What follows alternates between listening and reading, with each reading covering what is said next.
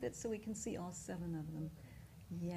You have them lined up like the chakras, right? Exactly, exactly. So this here, the red, is the first chakra, which is the base of the spine. And this one, the orange, is the second chakra, which is below the navel. And this one is the third chakra, the yellow, which is above the navel. And this one is the pink and the green. It's the heart chakra. And that, of course, is at the heart. And then this is the blue, which is at the neck, the throat chakra. Right.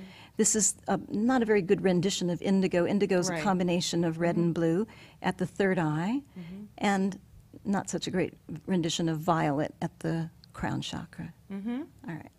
Now, what did you ask me? Very nice. Well, how long would it take? So if you got a piece of rose quartz because you Oh. needed to heal your heart, Oh, yeah. how much work?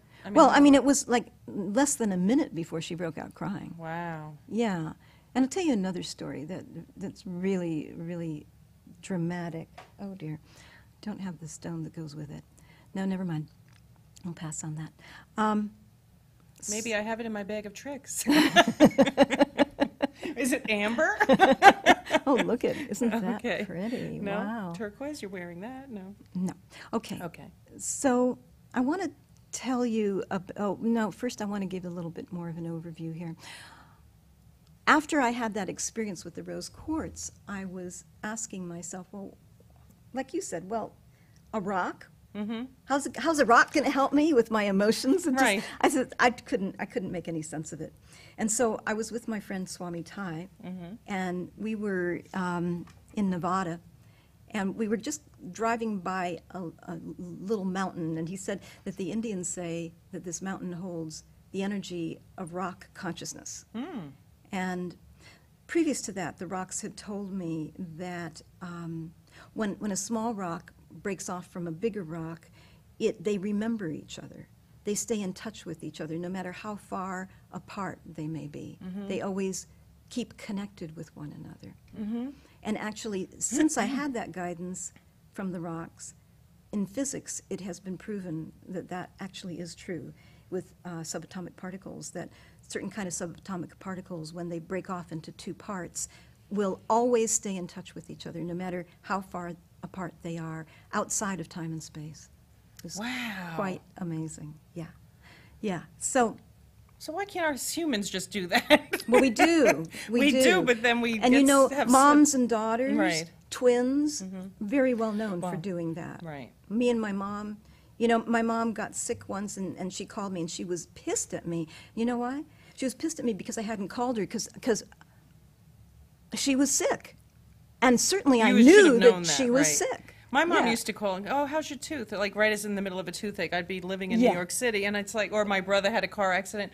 Oh no, I know, she'd call up. What happened to Exactly. your car last night? It's like, okay, Exactly. My daughter does it with me a lot, you're right. But it's still that, we go through so many other anger, where we're not always just drawn, you're always kind of using the other stuff. So what is that? I guess it's everything else we're filled with, all the other, our ego. Oh, sure, sure. Well, I wanted to understand more about how these things work, and that's when I began to study physics. And when I was in school, in high school, I hated science. And I think one reason I hated science was because the scientists told me that what I was experiencing was impossible and therefore didn't exist. Right? Right, of Familiar? course. Yeah? Okay.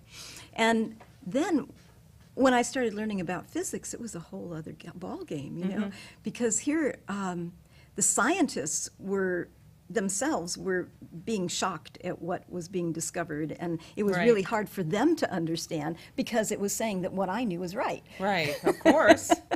Yeah, so that was really exciting. Even when my daughter did her project, she was just supposed to bring in stones and rocks. Instead, she brought in all of the gems, and said how they healed. So she had a whole list of how they healed each one, and I thought, don't know if he expected that. Yeah, really. But Well, you know what?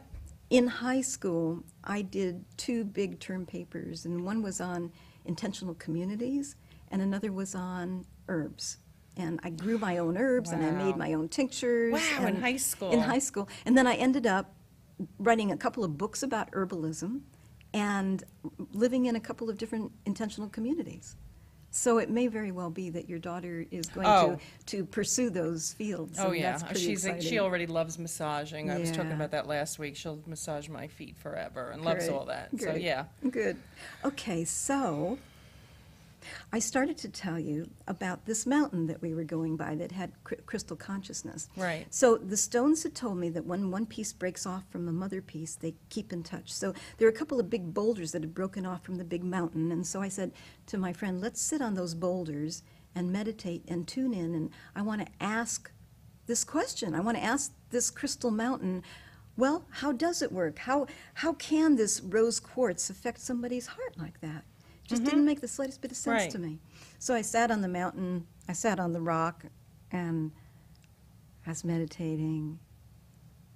And then the answer just came absolutely perfectly clear.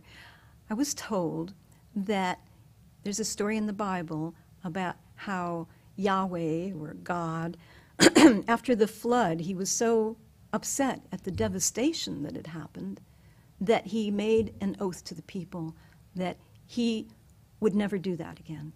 And to make a sign, he put his bow up in the sky. And that is the rainbow. Okay, so the rainbow is our sign of God's emotions. Wow. And then, if you take that rainbow and you put it into the earth, this is what you have. Oh. So these are hunks of God's emotions. That's a good one. It's So when you were on this stone, did you connect with the other person because you were on parts of each other's stones? Yeah, Like, did well, you we- almost we- read his mind? We or- had a real close connection anyway. But, you know, when I told him what I had gotten, he was just totally tuned into it. And, yeah. But that helped me a lot to You know, this is going to come up now, I'm sure, for the next. From now on, we're going to be reading books about this. It'll be everywhere I am. I'll be seeing rainbows everywhere on the way home tonight. It won't be any rain, but I'll see them. Well, talking about rainbows, but first talking about books. I do want to mention that my book, Vibrational Healing Through the Chakras, I tell that story in here, and I talk about the physics background and the historical background and all kinds of information. But now this is about chakras, and it's about crystals, but it also has a section on healing with light, healing with color, healing with sound, and with aromatherapy. So it's a real thorough book on vibrational healing.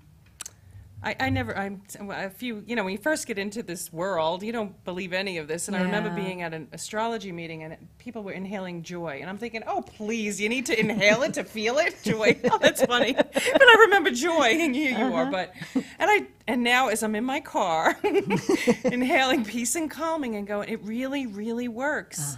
I mean, I do that when, you know, one of my kids and I think, I'm going to have some, and all of a sudden I'm calling them and saying, how are you? And a minute ago I wanted to, Yeah. and it really, really works. Now, if you combine it with inhaling the color, so if you're upset and you're inhaling peace, add blue.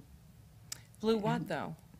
Visualize Oh, blue. visualize the color like blue. the sky. Maybe see the word, excuse me, see the word peace and see it in blue letters or on a blue background. So it really makes a difference with the color. Oh, it makes so much difference.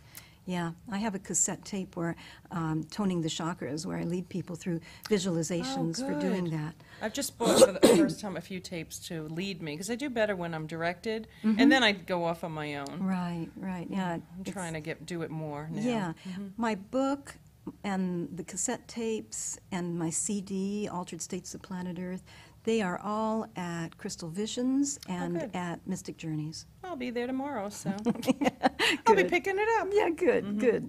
All right, so now let's kind of run through how the crystals and the chakras work together.